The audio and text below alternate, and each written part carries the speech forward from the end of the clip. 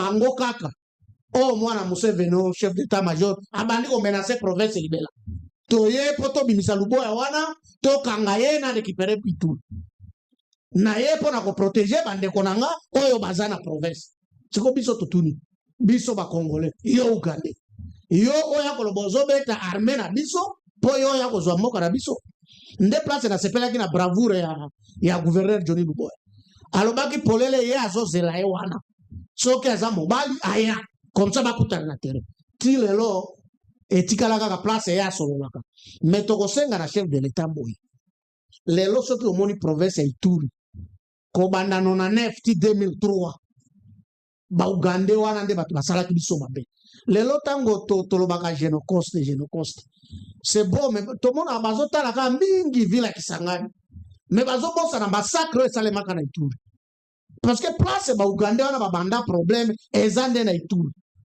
mais lelo tozokuta na bambongo bazofuta Ituri ne bénéficie rien biso tozoloba bao bakufa na Ituri peut-être batala bango te nde tozosenga na gouvernement central abwaka pe biso kote wana na oyo mutualisation basali na UPDF wana bakata yango tolingi yango te FRDC na biso baza mesure à protéger province na biso. Très bien. Ye wana gouverneur obakolobela Luboya Kashama akisa photo na bato musu bakoyeba te alaka na première zone de défense awa sima balongoli ye baye kotinda ye kuna Luboya Kashama na mona ka etango nakendaka na 2022 état de siège bandi à 2022 2021 na Covid na Covid yo kendako na yawana na yakokutana na engambe mobali oyo mpona koloba elombe kaka te na engambe po aza pe molai na nzoto Luboya Kashama bato bapesaki chance mingi te. Les gens n'ont pas cru à ce monsieur quand il a commencé, lorsqu'il a été nommé le gouverneur pour l'état de siège, il a été taxé de tout le monde, humilié, insulté. Mingi na ba politique ya Ituri. Bato maninga ko pesa même confiance à ta bokete. Mais aujourd'hui, de 2021, 2022, 23, 24, 25, bato bauti Ituri bango yeyo. Bazali ko kumisa mokonzi ya mboka pour le choix. Il y a excellence ou salaki pour moto ateli bango aza politicien taze soda. Mais ndenge amemi province population ata kwa sali na l'union sauté. Mais oyo a sali déjà et c'est pelsi motema ya population. Lelo yo ba kolobela likambo aéroport, ba kolobela likambo banzela, mais mingi likambo ya kimia. Banzela o ezalaki po tambola fo ba escorter yo. Mais lelo banzela wana koleka yango ezo senga escorte te bato bazo tambola bango moko nga moko nakendaki na komanda nakendaki na Irumu nakendaki na Boga nakendaki koto ya eloko mosusu iga barrière kokende kwa kota maaki bando nga nakendaka ba image bomona na TV za 2021 mais lelo yo wana utfo kota na ebandeli je pense na ebandeli na ye quelque temps nga na ke kutana ko contradiction zaki na makambo wana mais lelo nazana esengo peuple andimaka moto te andimaka Luboya te mais lelo yo bandimi Luboya balobi te général likolo na yo mokonzi ya mboka andimaka yo biso pe tondimi yo po mosale monani. Je pense que nena lobaka soda leki civil na série na mama katsusu soda lekaka civil na série tala gouverneur o botongaki moto bomonaki pamba libango bolingaki bo négliger yango nde esimi ndako soko kwei likolo na po kobukana mais soki yango emateli yo kokwea putu. Donc aujourd'hui je ne peux que féliciter le général Luboya Kashama, mais féliciter également Basoda Nyonso Babundi Pembeni Naï et la population où Bandimi va accompagner parce que tu ne peux pas diriger les gens au Bandimi. C'est parce qu'il y a eu aussi l'accompagnement, la complicité. Dans le mouvement autodéfense Nyonso, on peut ba yoki mbela mokonzi ya mboka. On peut bandimi, bazongi na vrai sens ya vie ba comprendre qu'ils sont patriotes sous le leadership de Félix Tshisekedi. Mais commandement oyo bapesi awa Luboya Kashama exécuté à fidèlement. Encore une fois mon général, avec tout honneur et considération en direct na ba jeune ba outi Ituri Bosolo télévision to pesio sincèrement félicitations et merci pour la sens et patriotisme. Malgré ma baby sa réputation donc à la mingi tango yakawa na Kinshasa, les gens voulaient colporter sur toi. On a dit deux choses. À Salibo, général à Salibo, à Korompakaye. Tout ça, c'était de la manipulation, du poison rwandais. C'était aussi du poison ougandais.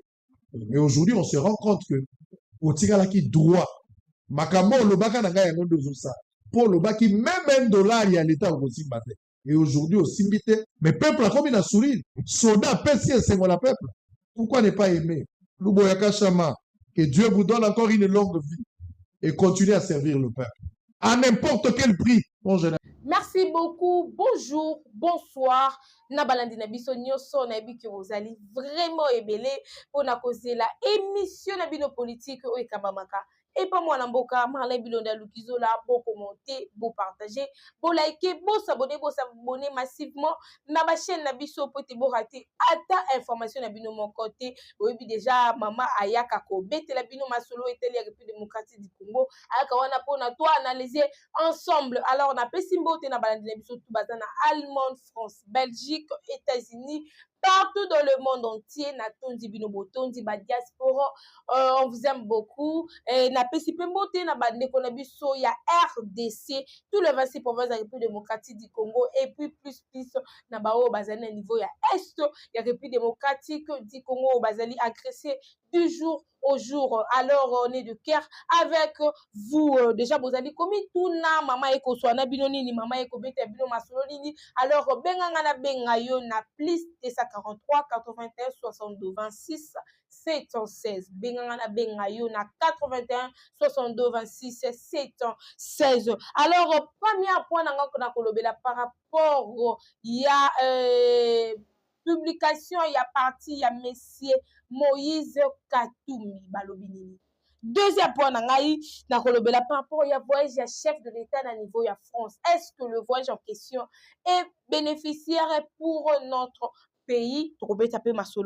Et puis, troisième point, na kolobela par rapport il y a réponse Oyo Badir, il y a Messier Pierre Loire envers le pasteur Coutinho Fernando Oyo a déclaré comme a déclaré comment dirais-je le mot sauvons les Congo à son dos de réponse. Alors Tokolobela par rapport à Mayo ici passé à niveau ya Bukavu Tokobeta Masoloana et puis Tokobeta Masolo est allé à la République démocratique du Congo na niveau Yacide Kivu et puis pour finir ça na changement ya retour ya Joseph Kabila na République démocratique du Congo. J'espère que vous vous portez bien partout où vous êtes. Alors Torobando la avant-dernière point na biso Tobandi nanu na makambo etali Est de République démocratique du Congo, on ne va pas traîner sur ça, mais on va commencer par là. Alors, RDC, en pleine opération militaire, le véhicule militaire de la FARDC interviennent dans les zones des affrontements, mais ils se sont ralentis en raison de mauvais états de route de Bunia, Chomia et Masumoko dans les territoires de Ndjouger. Alors, par là, j'ai commencé par là pour Nako Kolobela.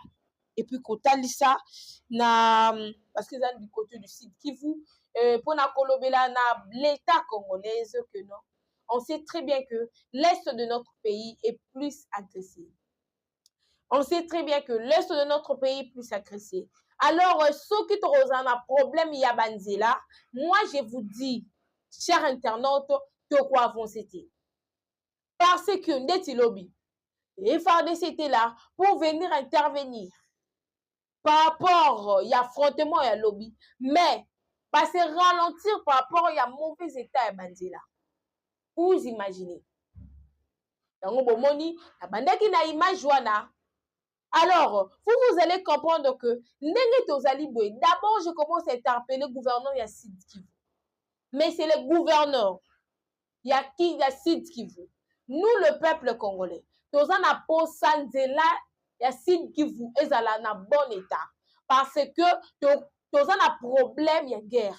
Nous avons un état de guerre plutôt. Alors, vu que nous avons un état de guerre, vous devriez savoir être. Banzela, il faut, ils sont dans un bon état pour permettre Nabaï FARDC, Nabaï Wazalendo, Bako Kakokoma na ligne de front, Bako ma place au affrontement et au plus vite que possible. Oui, vous allez dire que avion ezomata likolo. Oui. Alors, pour le véhicule, ils allaient au tambola. Pour le véhicule, ils allaient circuler. Est-ce que bazali ko circuler comme c'est faux? Non. Parce que banzela ezali na baita bien te, banzela pende ezali na eta moko ya mabe makasi. Les images vont circuler là. Donc, bon, mon ndenge ba faire de ce bazali ko déclarer mutuka yango ekangami. Véhicule vraiment ekangami. Moyen comment pour sauver population ezati. Moyen comment pour récupérer ezati. Alors, vous voulez nous enseigner quoi par là? Tozali na état de guerre. Donc, tout le niveau ya Est, il faut zala en bon état. On a toujours le Belaka Sud-Kivu. Mais beaucoup de nos territoires, beaucoup de nos provinces à niveau ya Est kuna. Vous allez remarquer que banzele les abienté. L'affrontement il s'alamaka plus vite. Et ça avion, ils ont maintenant niveau ya likolo. Vous allez comprendre que non, affrontement est comme ça la bien. Mais, pour tout affrontement, oyo ezali na niveau ya banzela, vous allez vite comprendre que vous allez toujours la lenteur parce que banzela les a bien été. Les tobayaka parce que vous, je sais pas moi j'ai déjà la matin dans mon touka militaire, il y a fort de par contre avec une grande vitesse. Et puis hormis cela, vous devriez savoir que nenge bakumaka na grande vitesse wana, c'est une façon ya ko arlecter. Alors ndenge bazokende na ligne de front, bayebi déjà que non banguna na biso na moment où tozali koloba, bazali na Sud-Kivu, bazali na territoire boye. Biso fo tokoma mbangu pour te sauver population. Ndenge ba M23 bayaka ko agresser biso, un babomaka, deux bapiyaka. Alors, les FARDC, vu ma condition, les a bien été. Qu'est-ce qu'ils vont faire? Qu'on soit retard na bango wana, ils ont causé mort d'homme, ils ont causé perte de biens y a population. Alors, tout le gouvernement à niveau Est. J'ai commencé par le gouverneur du Sud-Kivu, mais je m'adresse à tout le gouverneur y a niveau y a Est. Place tout vos zouami. Oh, bah, chef de territoire, oh, bah, chef de district, oh, bah, chef de village. Vous devrez faire un effort parce que vous êtes payé. Vous devriez faire un effort. Il y a que non, bon, Banzela ya Est.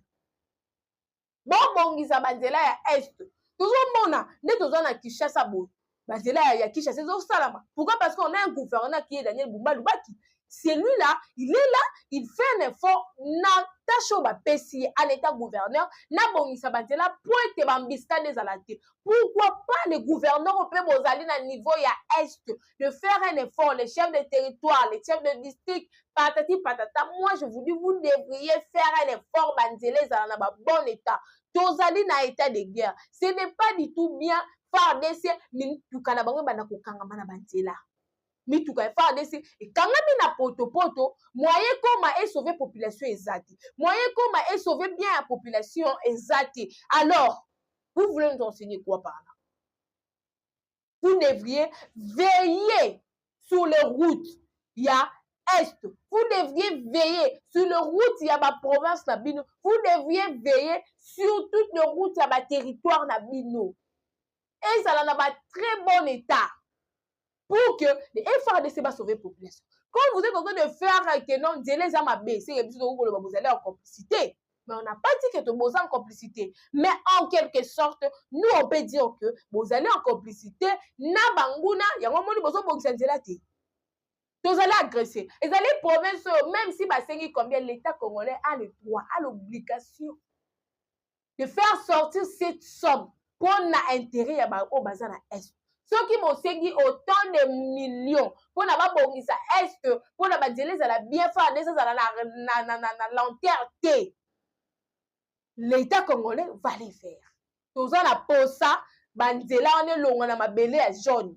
Tous en a pour ça banzela on a etonga mambangu parce que biso photo gagner ba territoire na biso. Tout ça fait partie. Déjà dites-nous, tous a dit wana to monique bazali kwa babandi affrontement biso koto toza na retard parce que mituke kangami ba militaire ba comme obligé misusu ba kende makolo baba na kokima mbangu tikuna combien de kilomètres Combien de temps qu'ils vont prendre? En attendant, Mitoukawana et Mimanakati à Poto-Poto. Puis ça m'a belé à jaune. Moi, j'ai déjà aussi voyagé dans le niveau de la province. Dans la bien, dans la Poto-Poto, je vous dis, bon, le kati. Eh, so Moutouke Kangamiwana, c'est autre chose. C'est autre chose. Alors, tout ça, c'est une façon, il y a que non, tous autres, ça la perte, à bilo que belé, tous autres, la perte, il y a population. Puis, tous autres, la perte, il y a bien la population. Alors, les FRDC, tant déjà, telemi, na makasi nyonso, na volonté nyonso, pour l'intérêt à Moka Congo, alors nous devions faire un effort nyonso zala bien. Nenga ba armes te comme elles souté nenga ba ne côté comme. Nenge ba vie on a vu ce ça la moussa, nenge FRDC a eu volonté. Alors, là, il faut payer ça la peine à bon état parce que tout fait partie. Il y a qu'au gagner guerre, le niveau, il y a Est. J'avais dit, je ne veux pas trop traîner sur ça, mais j'aimerais d'abord commencer par là parce que c'est une information très importante. Oyo faki to bandana tout na posa bandela le niveau ya Est et tongama. Et bandakotongama pour permettre na ba FRDC na ba wazalendo ba sala ka ba circulation na bango des ministres ba comment qui place affronter mais bandaki. Des ministres ba ça partout. C'est ce que nous voulons le peuple congolais. Naza toujours quand na ngambu ya Est oyoyo RDC. Plusieurs jeunes interpellés dans la ville de Bukavu au site Kivu dans l'est du pays dans une opération de bouclage menée tôt le matin ce jeudi 30 octobre au quartier Pandi dans les rebelles du 123 RDF. Alors, tu as dit la minute au niveau de Bukavu, donc bouclage des armes parce que les 123 va côté. Les 123 va côté. Je reprends encore. J'avais parlé de ça avant-hier, j'avais parlé de ça d'hier, je reprends encore aujourd'hui. Peuple jeune, compatriotes de l'Est de la RDC, peu importe province aux A, peu importe territoire aux A, peu importe ville aux Ali, moi je voulais vous dire ceci. Que Nenge Bozali Bogu, tout celui qui est autour de vous n'est pas votre ami. Même quelqu'un de votre famille peut être aussi un M23.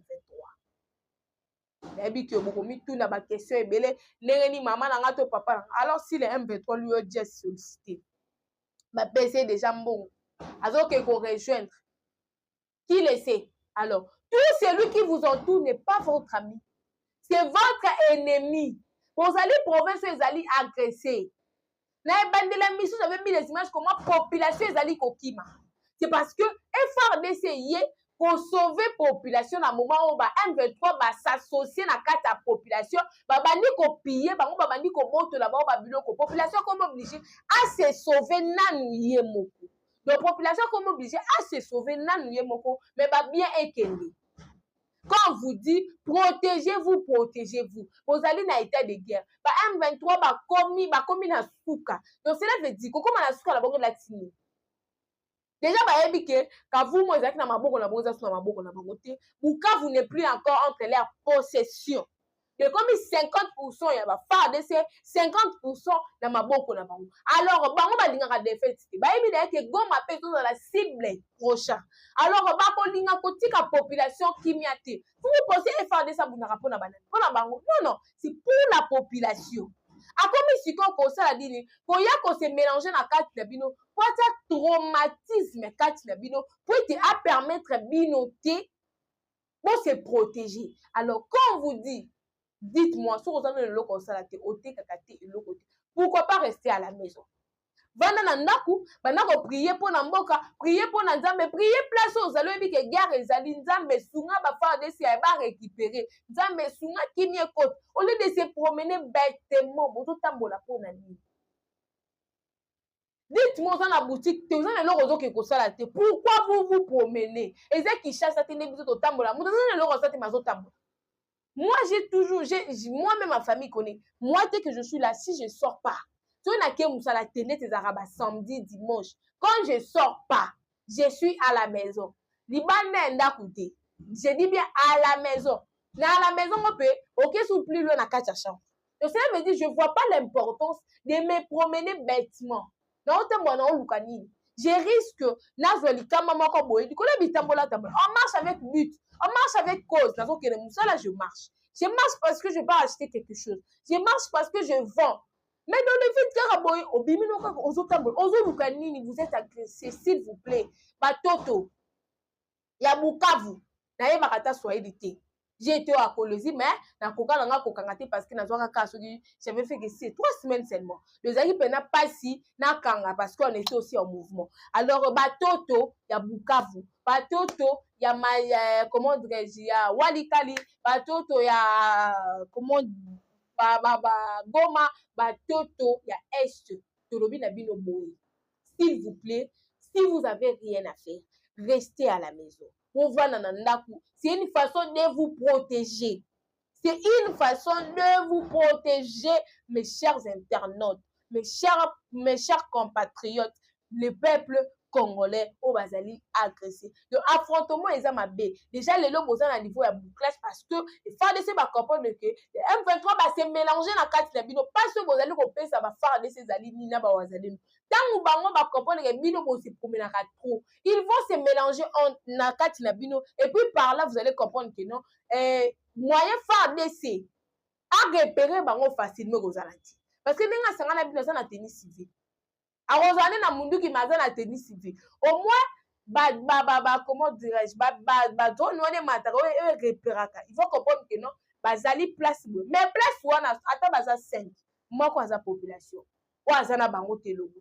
Alors, quand les FARDC vont attaquer, c'est maintenant la population qui aura mal. Alors, to lingi to comme na niveau anate, yango to yebisi bino bo. Bon, c'est protégé. Bandeko na biso tout batoto na biso, il y a tout il y a étendu tout, il y a est. Bon, c'est protégé. Alors, je voulais encore insister, beaucoup melanga, je suis Bukavu, je suis Wazalendo, je suis FARDC. Je suis Wazalendo, je suis FARDC. Je suis Wazalendo, je suis FARDC. N'a pas commenté en abino parce que c'est une façon d'encourager parce qu'il faut que bobo ça n'était que Wazalendo balanabiso. Et moi j'ai déjà quelques Wazalendo sur la hana bango, quelques FARDC peut sur la hana bango. Bon comme raboko balandaka. Bon comprendre que population ça de cœur avec eux. Les diasporas vont soutenir bandeko na biso na niveau ya est. Merci beaucoup alors tozozonga sikoyo na Kinshasa. Alors, parti politique, il y a M. Katumbi et Lobini. Sauvons la RDC.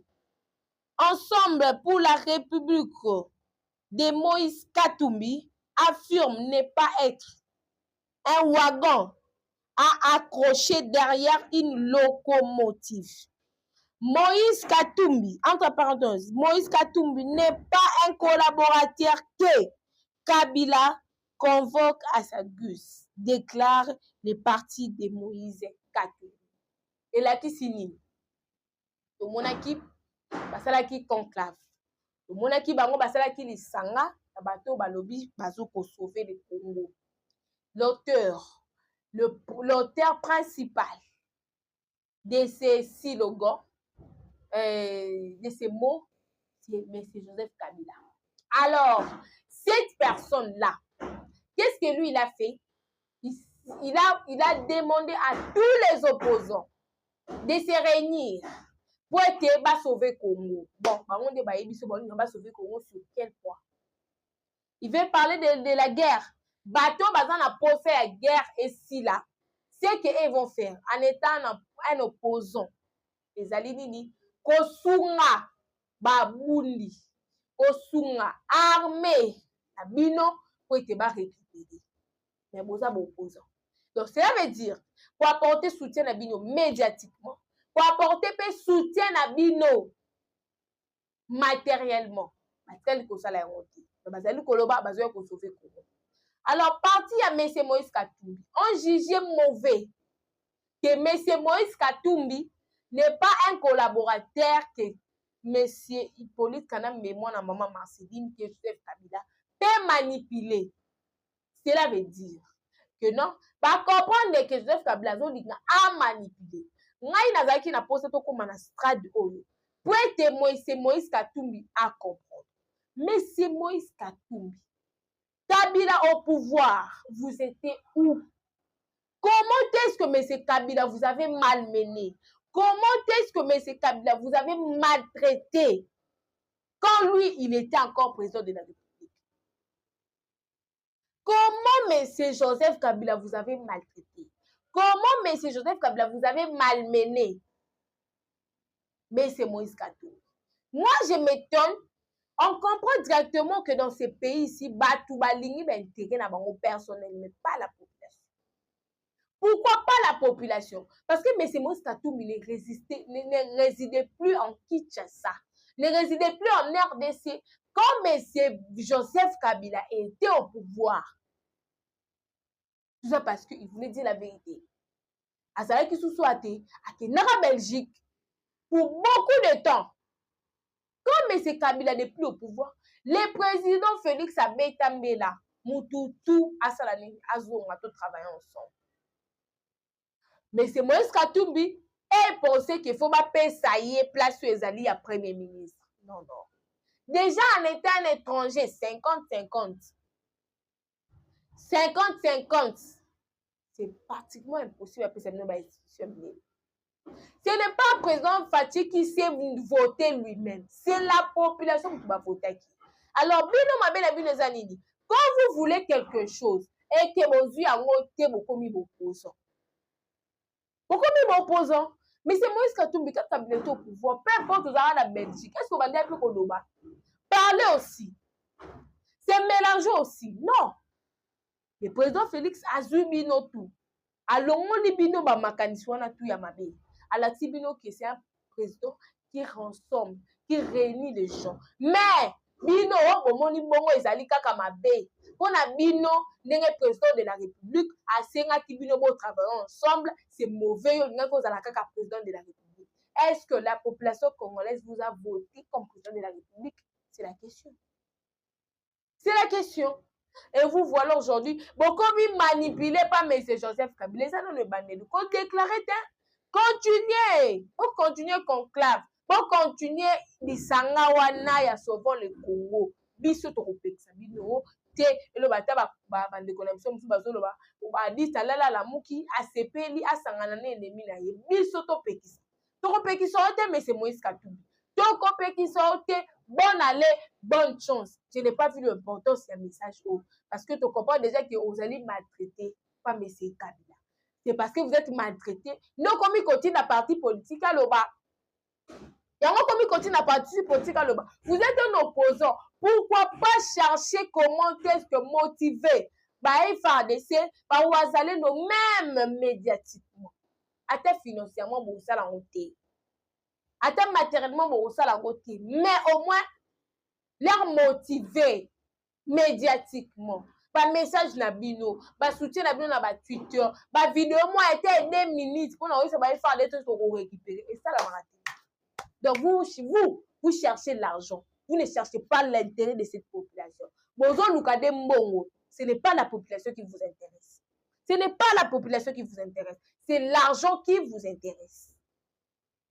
Merci beaucoup, chers internautes, toujours continuer, toujours dans cette émission, na mokolo malelo. Nous avons toujours na sujet, on a souvent le Congo, qui notre pasteur Fernando Coutinho, Alobina, Kabila et puis les autres ont déclaré, Bazongisa, Congo, na souvent le Congo, c'est lui le trop de terre. Il a fait des prisons. À ça, les prisons, on a Moana souvent le Congo. Il a été empoisonné, il a été paralysé pour ces mots-là sauvent le Congo. Et aujourd'hui, bateau Bagnyoko Laye fait s'accaparer de ces noms. Abisi Kabila, to aboyi na kombo na ye. Aboyi na kombo wana. Aboyi, il a refusé. Il a tout à fait raison. Nous tous on connaît l'histoire des pasteurs Coutinho. Comment est-ce que ces pasteurs a souffert? A souffrir Nathan Kabila. Parce que c'est un compatriote.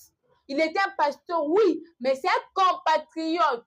Non, il a dit non. Il était emprisonné. Dans la prison, combien de poisons? Parce que Nathan Kabila qui va en prison, poison. Lui, c'est seulement la grâce de Dieu. Parce que nous tous on connaît que le pasteur est belé, bah côté ma belé ton Kabila. C'est parce que kaka ayemba ki nzembo moko boy. Et c'est parce que l'église na ya teye sous pasteur a munene, a teye ki kaka. Et le moment be pon intérêt ya mboka. Prison ta kufi. Ba beta bango ba poison ba seringue.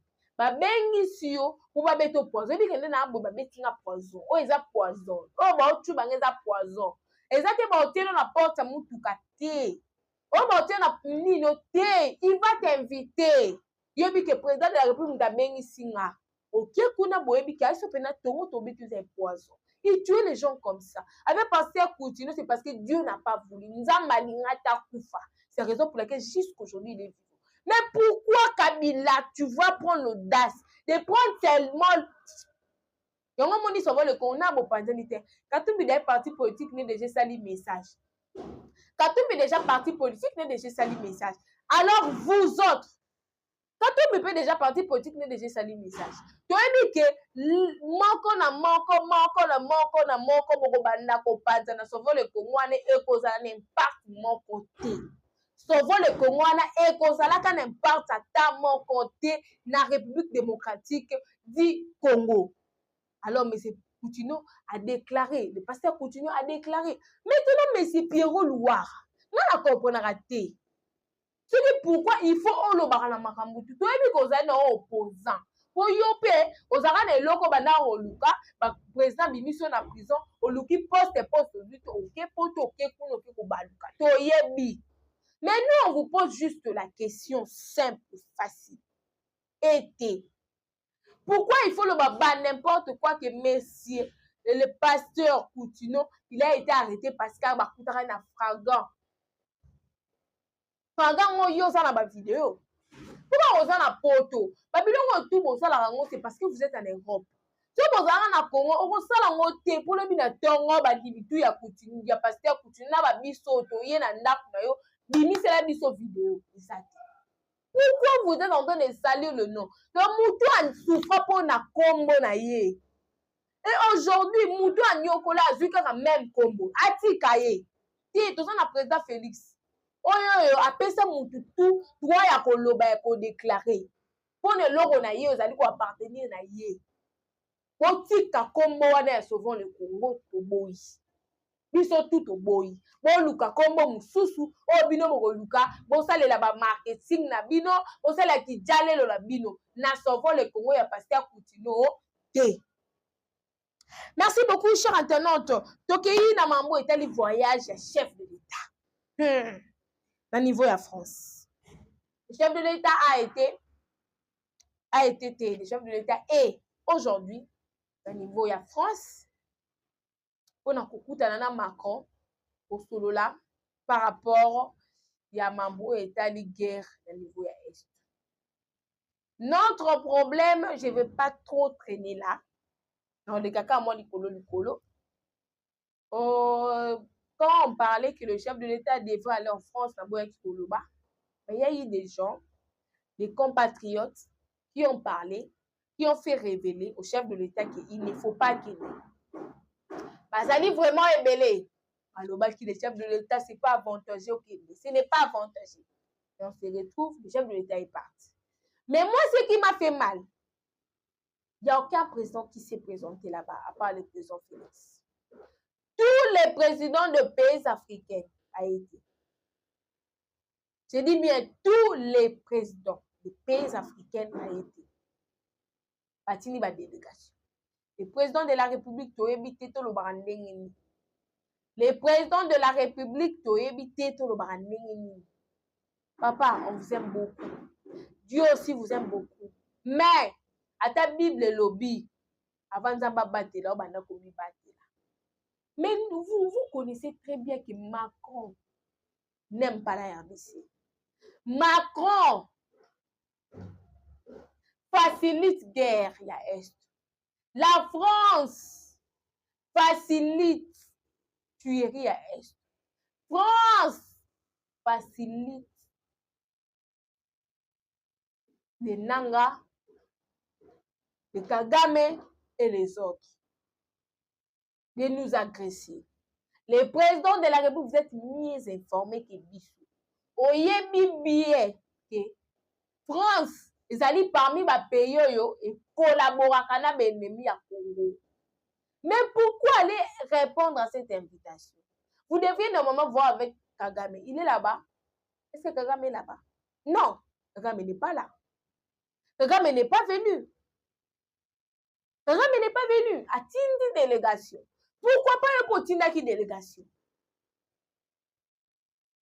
Les chefs de l'État, on vous dit, on vous répète. Guerre et si la guerre. Guerre et si la collaboration. Elle est comme Makila. Makila va tuer Ganga. Makila ezali ko ganga. Alors lokola Makila ezali ko ganga ya ba Kongomani. Tika tosina na bango na bitumba.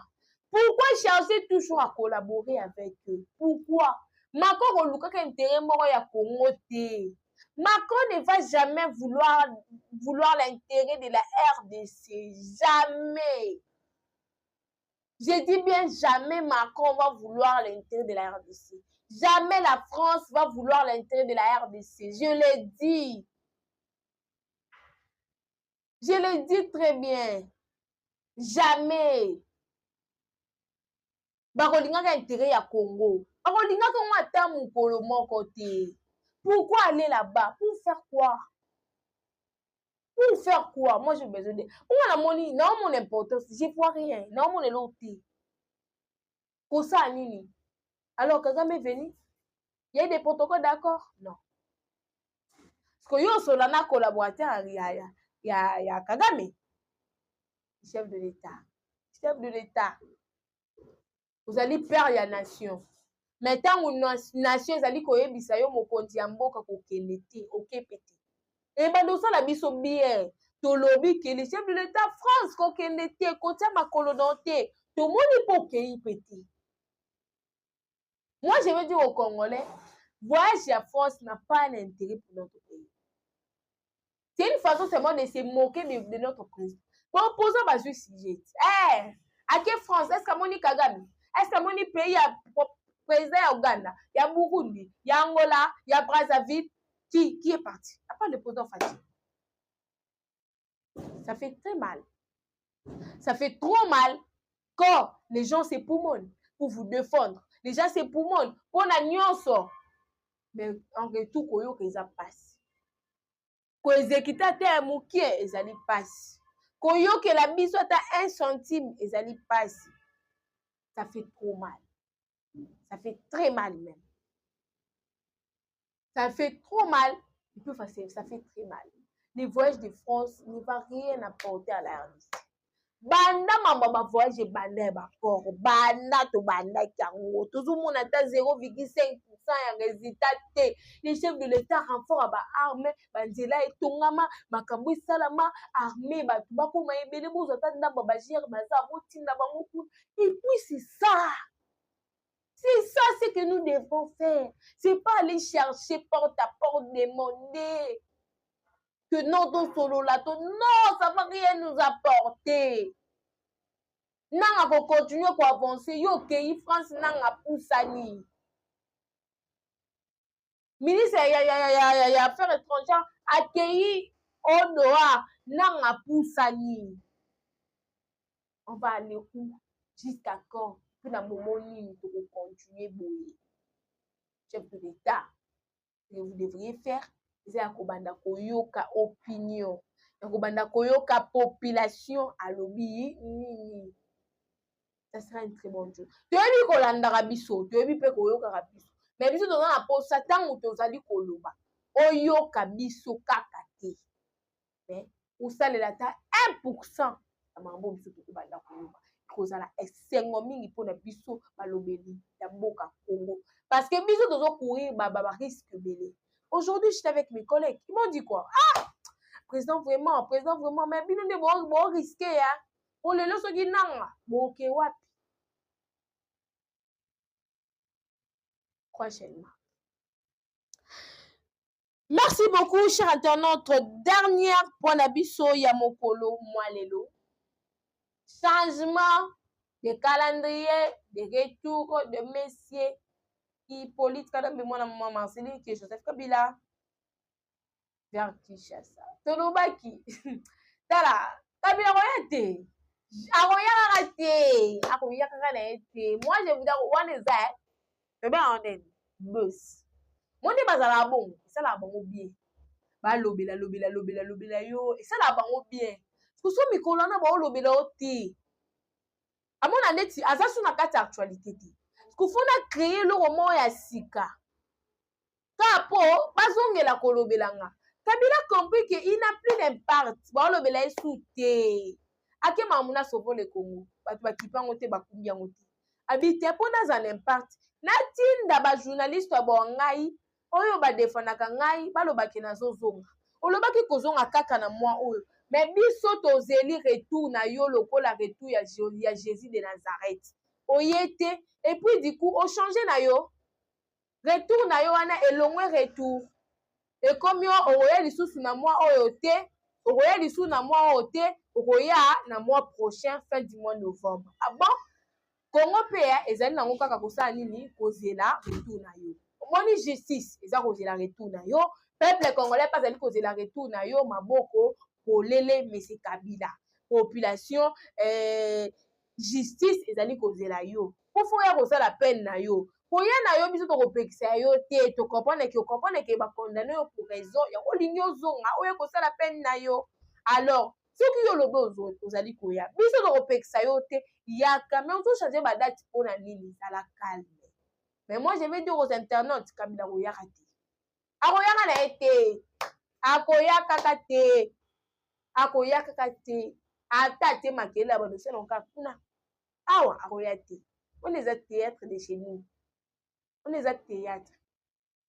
Merci beaucoup chers internautes tokomi na suka émission na biso ndenge nalobaka toujours avant toutefois na clôturer émission nanga nalobaka na bayimboka tout celui qui vous entoure n'est pas votre ami et surtout bandeko na biso ya est mutu azali pembeni na yo azali camarade na yo te azali ennemi na yo s'il vous plaît méfiez-vous de celui qui vous entoure ba M23 balukaka bakota na kati na bino po batrouver FARDC alors boke bana mutu azali pembeni na bino et puis na continuaka susu ko insister même na ba congolais en général tout celui qui vous entoure n'est pas votre ami méfiez-vous tozali na mboko ezali agressé tozali na mboka oyo ezali na bitumba to se protéger to mibatela ba congolais. Merci beaucoup onezalaki wabino mwana mboka Marlin Bilonda Lukizola benganga na benga yo na plus 243 81 62 26 716 plus 243 81 62 716 wana ezalaki wabino mwana mboka Marlin Bilonda Lukizola à nous revoir à la prochaine numéro. Merci.